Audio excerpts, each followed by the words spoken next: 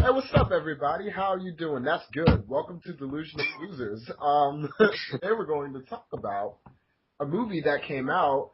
I actually haven't seen this movie yet. So American Hustle. once I never seen a movie night it opens because that shit's too expensive. You know what I'm saying? I wait a couple days, Tuesday, get that $5 Tuesday deal. But ultimately, I just had to say, you know what? Let me just pay the extra money to see this movie. And was it worth it? Was it worth the extra $7? I'd say so. What? Hold on. You gotta leave me anticipating the shit. Like you can't just jump in. We'll find out in a few minutes when we get back to that. But first, let's talk about the man who made this movie, David O. Russell. Now, David O. Russell was somebody who recently got a lot of exposure. I think his big break was basically The Fighter. He had a bunch of little movies that did okay, but The Fighter was his big break. The story about Mickey Rourke starring Christian Bale got his first Oscar. How'd you guys feel about that movie? I did not see that movie. Man, I haven't seen it either. You've seen The Fighter. Haven't seen The Fighter. You have not seen The Fighter? I've not seen The Fighter. That's some of the movies I am just what's the term I go movie cinema challenged. I guess that's one of the movies I'm just like Oh, we gotta have a motherfucking fucking this fighter and Fighter and Silver Linings Playbook back to back. Okay, so what did you guys think about Silver Linings Playbook? I have that on DVD, but that challenged on that too. I still haven't seen it. You have it on seen it? DVD and still haven't seen it. You call yourself cinephiles? You. I'm trying to figure out. Okay, what made you excited for this movie then, Ty? What made me excited is for the commercials. It looked like it had a lot of wit, a lot of snap to it, and that's what drew me to it. And I didn't even know until about I almost saw it that was the same director as The Fighter and Silver Linings Playbook. Yeah, because that's what made me excited. I mean, it has a lot of great actors in it. It looks very colorful. It looks interesting for a trailer that didn't really show anything. If you think about it, it was really well marketed, I think. Yeah, it was because the commercials. I mean, you always saw the commercials. And I said, this is the first time, me and Ty were talking when we went in. We were like, this is the first time I don't know anything about a movie going in. And I love it. I'm like, this is how it's supposed to be. And I really appreciated that. And there was a lot of surprises in it. But just to keep you guys in suspense no longer, Ty kind of ruined it. Is it as great as everybody says? Nah. It was okay. Yeah. Psych, nigga, this shit is amazing. This shit is amazing. Yeah. I fucking love this movie. If I had not seen 12 Years a Slave, this is probably my favorite movie of the year. And it was definitely my first of the year too. Yeah, it's like, yo, and we'll probably do a favorite movies of the year podcast after I see The Hobbit, because I know that's gonna be on there because I love The Hobbit. But yeah, man, it's like when you just have a director that with this consistency, who's just like I said, I can't speak on his previous filmography, but just to make 3 movies in a row that are all similar yet similar in tone, but also different. Like we lost the podcast earlier. It was amazing. We had Bradley come in. He was great. In between taping for Rocket Raccoon, he came in.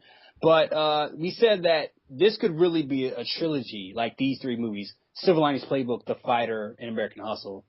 And had you fuckos seen Silver Linings Playbook, right, you would know how great he is. And this is just a whole new beast. This is just ooh god. And we were saying too in the podcast we lost that it was great how he took like from The Fighter, Christian Bale, Amy Adams, and then from Silver Linings Playbook, Bradley Cooper and Jennifer Lawrence. Yes. And he put all of that talent together in one movie. And if I'm upset about one thing is that Bradley Cooper and Jennifer Lawrence don't have any screen time together pretty much.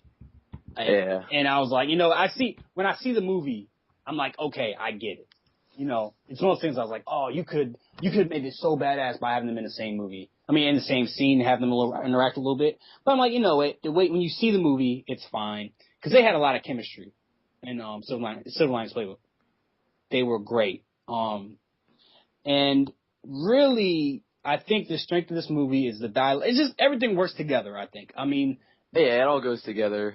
I have very minor complaints. I don't have any major, even with the best movies, I don't have any major complaints. I mean, honestly, if I had one thing, the pacing is a little bit slow. It could have moved a little bit quicker. If it had moved a little bit quicker, this would have probably been my favorite movie of the year. Oh, yeah. But, it has a decent pace. It's not as quick. But something like this, with snappy dialogue, you want it to move really quickly.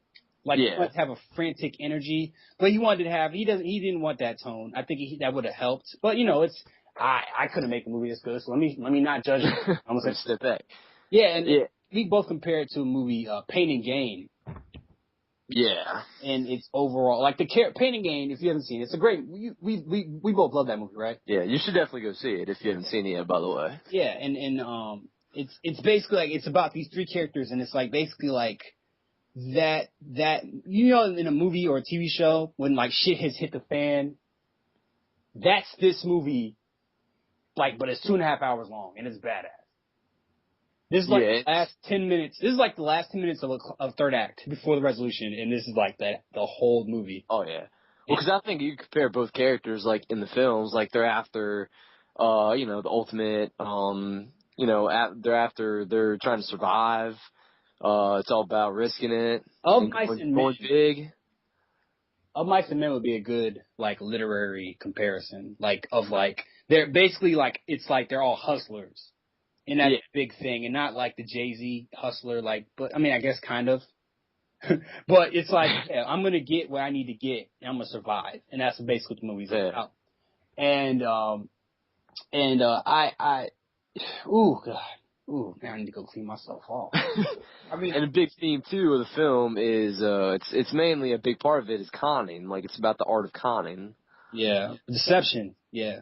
What were you about to say, Corey? Well, you guys, I was about to say, I'm glad that you guys are giving it such a great review because I'll be honest, I looked at this movie and I was just this looks like it could be something. But the thing is that, I'll be honest, I am very cautious when a bunch of people, or a bunch of critics per se, I think it's probably the dick. Yeah, and I am a critic, and I have to say, a lot of us are bullshit. We just put ourselves on a pedestal oh, this movie is absolutely fantastic. It has such great messages. Exactly. When they start saying stuff oh, it was charismatic, it was elegant, it was magnificent, I'm calm your tits for a second. Maybe it's that, but you know what I'm saying? The one side of me is just kind of but then when I hear actual, people that actually know say that this movie is really, really good. Yeah, when you hear from the audience instead of the critics. Exactly. I think you gotta find a mix. I've seen movies where critics have shit on it, and I'm y'all fucking up. I've seen movies that critics fucking, it's a masterpiece. Right. And I'm you guys fucking. I've seen movies with audiences Man of Steel is a great example. Sorry, not a good movie. Sorry. It's well, that was way more audience than critic. Yeah, that's true. But if you ask somebody in the audience, oh man, it had such a great message, bro. Such good, man. He's such a good character, man. When he died, it seems it's either critics or the audience. They either suck the dick of the movie or they cut the balls off. There's no in between. They're just that's a great comparison right there. Yeah. My thing. You're right though. My thing. Problem with critics is that they're like an audience. I always say audiences will go into a movie knowing they're gonna love it and then come out oh man, that movie was awesome. That movie was epic, bro. Everything's goddamn epic nowadays. And critics are the same fucking way. They'll go into a movie like the Coen Brothers. I said over and over again, how many times have you heard me say, the Coen Brothers themselves are not overrated, but their movies are shit. Their movies are not that great, to me. Yeah. It's these critics go into the movie with their fucking lotion and tissue oh, yeah. They already have it prepped and ready. Time to fap. You know what I'm saying? But no, this is that. This is a really good movie. I would say this is a movie for everybody. I rarely say this. This is for everybody. This is for casual audience, cinephiles, critics who don't like critics like myself. It's just for everybody. And people even we always call audiences stupid, but audiences like seeing good movies. We've seen this before. Life of Pi made $500 million at the box office. So did Gravity. You know what I'm saying? This is that movie that people will go see because it looks entertaining, and they'll walk away being entertained and also have seen a great movie. And I liked there's no agenda here. He's not trying to say anything. It's really focused. on these characters, the situation, nothing else. I was like, we were talking about like how this could have really been a clusterfuck. Right. Yeah. Dude, just do it because it's about political scandal, or political financial scandal, and usually that'd be pretty damn boring, and in a different director's hands, it might have been a pretty boring movie. But he took it, he made it smart, sexy, and fun. And speaking of sexy, Anthony, please go on about Miss Amy Adams and Miss Jennifer Lawrence. Let's chill him. Oh man, I would take a chunk of his ass like a motherfucking shark. Oh, Yum yum, yo. Oh god. Ooh, I need to pat myself down. That ass. No, but I've always said there's a way. I think the best way to like I have a problem with there's objectifying women, and then there's showing women as sexual seductive creatures, and I think he did it perfectly because there's a scene and they heard me. Like, Jennifer Lawrence was basically, like, talking to Christian Bale, her husband. She's like, come over here. Let's go get some of this. And I was just sitting there, like, I was pulling on my collar, like, it's getting steamy in here. I wish I was by myself in this theater. Get my Vaseline out. And then Amy Adams, who I never thought I'd say Amy Adams is more attractive than Jennifer Lawrence, but oh my God, you see her legs and. Yeah, you see plenty of Amy Adams, and that's the thing is like with Amy Adams' character, it was really it could have easily been done to make her literally just like an objectifying object in the movie with not a lot of character presence because the way she was dressing, oh my god, like boobs hanging out half time, pretty much a little pull on that and the whole boob would have came out, but what they did is they took that and she was already sexy, but they made her, she was really smart, too. Like, she was sexy in a smart way. They gave her personality. Like, she's, oh, my God. There's a point where, like, Bradley Cooper just, like, I think the best way to have a character be sexy is, like, have a character of a male try to, like, sleep with them, and then, because you'll be like, you'll take over that male, you're like, please, just let me, please. Like, you just, like, Bradley Cooper grabs her leg, and, like, he, like, walks away and grabs her foot, and it's just the sexiest fucking thing. Like, sexual tension in that scene. It's just, like, oh, my God, I want to hold her foot. Like, that's what I was thinking. Like, fuck that foot, Bradley. You fuck the shit out that foot. That foot gonna learn. I mean, the way he was looking at her, you didn't know if he was actually going to or not, because... That foot was gonna learn today. But, let's get into the acting. Oh, yes. Okay. The way it works is that basically these characters are all not exaggerated to the point that they're crazy. They all have calm moments, but they're very personified. They're very animated, I'll say. They're a realistic exaggeration. Yeah. They're not out there, and if they are, it's really entertaining when they are. Right. And they all give reasons for that. And I think Christian Bale, his problem is that I'll sum up the problem with Christian Bale's performance. Not that it's good, it's not great. Compared to everybody else, he's the anchor. He's the eye of the storm. My problem is that there's a scene with a great cameo. I was like, finally a cameo I don't know about before watching the movie. And the cameo, I'm not gonna give it away, but it was great. But the problem is that everybody's like, there's this really tense scene. It's like the scene in the bar in Glorious Bastards, where everybody's like, well, who's gonna fuck up first? And everybody is giving different reactions, and everybody's getting a reaction. Christian Bale gets a reaction. Bradley Cooper gets a reaction. The cameo person gets a reaction. And they cut back to Christian Bale, and he has the exact same expression on his face. It's like, change your expression. Like, if he had changed his expression up, it'd be a great performance. But he's kind of one note in his performance as far as like reaction. Did he have? Because he had the same look on his face the entire movie. Like you said. Yeah, he did. I mean, the thing is, like I was saying, I mean, he wasn't. That's not to say that he was a bad, boring character. I mean, the dude was a good character to watch, and he's the one that you feel most connected to in the movie. You feel like so bad for this guy who you think you're going to be hate. You think he's going to be the villain, but you sit there like you. Exactly, and they go into his head most out of all the characters, I think. But he's right. I mean, but in the sea of incredibly like with all the characters, they go in so many different directions with their moods, their attitudes, and Bale. You don't see a whole lot of change in performance in him throughout the movie. Yeah, he's kind of stoic, and it's like everybody. Like I said, I understand thematically what they need to do.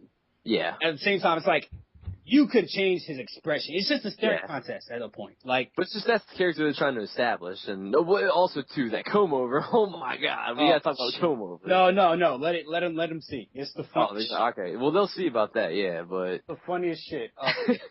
But okay, so Bale, I give Bale like it's one of his better performances, but it's not great. This is not. It's noteworthy. It's not Oscar worthy. Yeah. So I think out of the main characters, he might have been the weak link in all the characters. And weak link sounds bad. Oh yeah, I didn't mean bad way. Out of a great performances, he's not the stand. Out of standing performances, he's like the He doesn't stand up. What were you saying, Corey? I was saying that so you guys said that in his performance that he kind of had like the same face type deal. Like I mean, yes. man, I always felt that way in the whole Dark Knight trilogy. Like he had the same face as Bruce Wayne, just like, so you're telling me that Ra's al Ghul might come back? Like I don't. Like yeah, like he has the same face. I'm just kind of like, how are you a good actor yet you keep the same emotion? It's weird. You know the problem is that it's escalating. He should be more worried. We should see him escalate. Like everybody else is escalating. He's still flatline, and it's like I say, I don't know who to blame. I don't blame anybody because it's a minor complaint. That's a minor nitpick. Yeah. Moving on, Amy. Amy Adams. Oh, good Lord! I already said how sexy she is. She's just funny as shit. Her performance is great. She's a total badass too. She might get a Best Actress nomination for this. Definitely, I could see that. And she's just good. She plays a con. She's dating Christian Bale, and she has a more. I think she has like a dilemma. Like she's trying to put up an act, but she gets lost. She's basically playing a character. She kind of gets lost. It sounds corny, but that's basically her arc. She's great. Jennifer Lawrence. I'll say that I had the same problem with Jennifer Lawrence as I had with Loki and Thor 2. It's like, they know she's popular. Let's try to make her funny all the time. You know what I'm saying? It's like, let's try to make her as funny as possible. You know what I'm saying? She's the crowd pleaser in a movie full of crowd pleasers. So it's like, she's a little too out there. Her stuff is really not that funny, but it's still a good performance. Yeah. And like you said too, there's sometimes when she was a little bit over the top too. Yeah, and in a movie with people over the top, it's like I don't know how to explain it, but I feel like but it's still a good perforance. She'll still definitely get that Best Actress. Taking nothing away from her. She'll get that Best Supporting Actress nomination. Yeah, it's in the bag at this point, pretty much. And then Bradley Cooper. Oh man, I think we agreed basically our favorite role in the movie. Big Blue, them big sexy blue eyes. Let me say. I've been following Brad Cooper's career for a long time. I think he's incredibly talented, obviously. And I don't know if you guys don't remember because I didn't know you, but when Limitless came out, it said this guy is going to get an Oscar nomination at one point. And then he did Silver Linings Playbook, and he got one. And it's great that his main starring dramatic role basically got him an Oscar nomination. He's in a good place in his career right now. And then he does this, and it's like that was him. It's hard to explain. That was him as a nuanced character. That was his lead. This is his Joe Pesci in Goodfellas. Like he's just eating on the scenery like it's fucking saltwater taffy. Like he is just. He's brilliant in this. He really is. And scenery up, dog. Like yo. This man is so goddamn funny because it works both ways. He probably has the best comedic timing of anybody in this movie. He's the most expressive. He has the most to chew on as far as character and acting. There's just a scene where he's talking to Amy Adams and he just yells out of nowhere. He's like, ah. And that's the point too. His character, like, it really, because you see in commercials. You think you know what you're going to get with this character before you go into the movie. Forget about that expectation you have for the character because it goes all over the place. Yeah, let's not elaborate on what he is. Like, I don't want to, because he's probably the best thing about the movie. Oh, yeah. And it was the best surprise, too, so.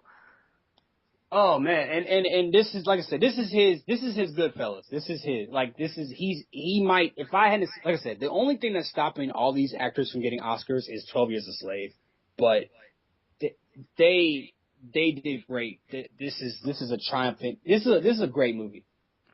And Bradley Cooper, wow. If you didn't think he could act before, this is it. You're gonna learn today. You're gonna learn. The Academy of Science is gonna learn today. You're gonna learn, Academy. Yeah, man.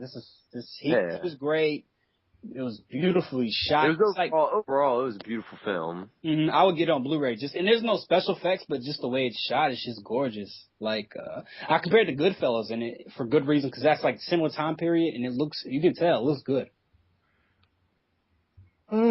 Shit. Sorry. Yeah, but overall, I mean, Okay, right. I mean, there's so little to complain about with the movie. It's like my favorite part is that it was really dialogue driven, character driven.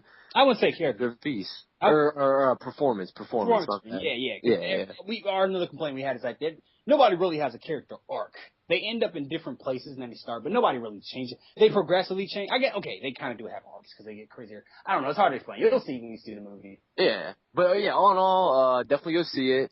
And like you said, it's a movie for everybody. Something for everybody to like. Drive off the median trying to get to this movie. Like, your car, get out and walk to the movie theater. Like, right. At all costs, go see this. All costs. You know what I'm saying? You gotta steal your mom's VCR, take it to the pawn shop, get a couple extra bucks. You can see it. Go ahead. It's worth it. It's worth it. And another point too is that after seeing the movie, you wonder where David O. Russell's going to go next. I mean, it's just it makes you want more of his work. He might. I don't know. I do want him to get award recognition. I don't know because, like I said, I'm stuck. Who's the best director right now? And I'm thinking like he does deserve him and 12 Years. They both deserve it. But I think the 12 Years. If I had to compare, 12 Years is like Goodfellas. This is a movie that's going to be remembered for a long time. This is like right under that. Like it's like this isn't like a generational movie. This is a movie of the year. Whereas 12 Years is going to be the movie of the decade. And I wish both could win. Well said. Oh God, but yeah, this is definitely if I had to give it a grade, this is an A. It's not an A++. It's not an orgasmic, but it was real close. If the pacing had been tightened up, if they had made this like a tight paced like thriller, not thriller, but if they made it like tightly paced, then it'd be orgasmic. But it's all good. Well, sure. Are we okay? I guess. Are you done? Are you done? Yeah, I guess. It's a Kevin Hart joke. You guys haven't seen new shit. Okay. So, yeah, definitely see this. And coming up will be our top 10 movies of the year. Thank you for joining us. I'm Anonymous. I'm Corey. I'm Ty. And we're the Power Rangers. Just kidding. We're out. All right, peace. All right, later. Okay.